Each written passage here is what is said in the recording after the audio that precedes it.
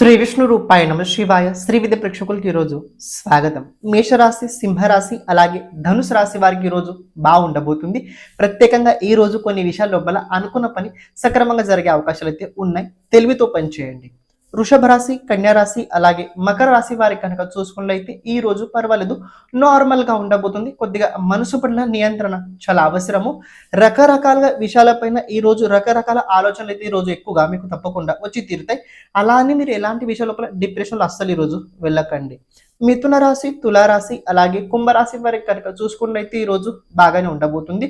ప్రత్యేకంగా వ్యక్తిగత జీవితం లోపల కొన్ని పాజిటివ్ చేంజెస్ ఈ రోజు కనబడుతున్నాయి. అలాగే ఈ రోజు ఎలాంటి డాక్యుమెంట్ పైన సైన్ చేసేటప్పుడు జాగ్రత్తగా.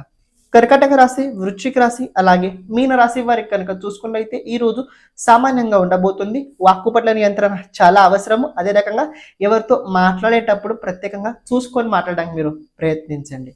ఈ రోజు ప్రతి ఒక్కరూ లలిత రహస్య సహస్రనామ స్తోత్రాన్ని తప్పకుండా చదవండి. శ్రీమాత్రే నమః.